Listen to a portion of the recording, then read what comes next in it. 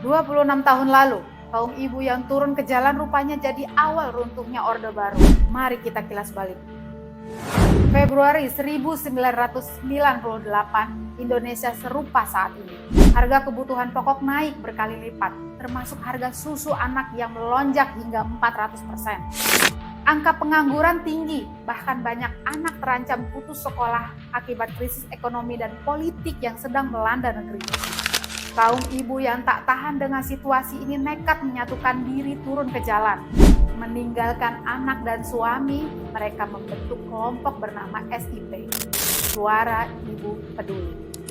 Para inisiator menyadari rezim Orde Baru pasti akan memberangus demonstrasi yang berpotensi menimbulkan instabilitas. Apalagi saat itu menyeruak isu aparat menetapkan status siaga 1 dan tembak di tempat bagi para demonstran. Oleh sebab itu dipilihlah kata ibu dengan harapan unjuk rasa itu akan menuai rasa empati.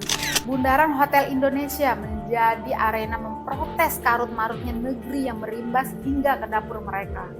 Hari itu, 3 Serikandi bernama Karlina Supeli, Gadis Arifia, dan Wilasih ikut dalam unjuk rasa. Bersama para ibu lainnya, mereka membagikan mawar merah kepada kelas kerja yang melintas, termasuk polisi yang bertugas.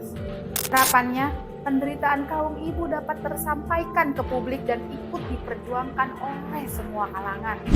Selain itu, pemerintah diharapkan lebih memperhatikan rakyat kecil. Namun, penguasa kala itu melihat unjuk rasa ini berpotensi menimbulkan instabilitas. Aksi damai yang digelar pukul 11.50 WIB itu pun hanya berlangsung sekitar 20 menit. Polisi membubarkan paksa kegiatan mereka dan Karlina, Gadis serta Wilasih ditangkap.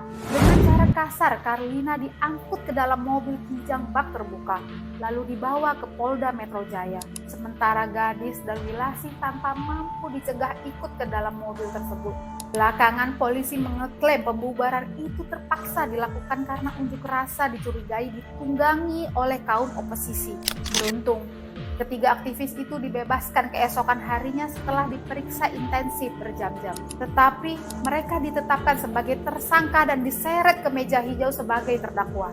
Ketiganya dianggap melanggar pasal 510 KUHP tentang arak-arakan dan didenda Rp2.250 atau kurungan 2 minggu.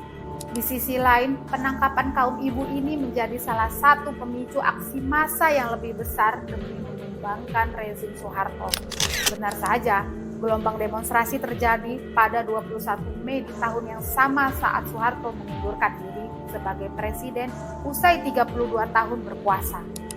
Kini Suara Ibu Peduli tercatat sebagai salah satu awal perlawanan rezim Orde Baru. Apa komentar Anda?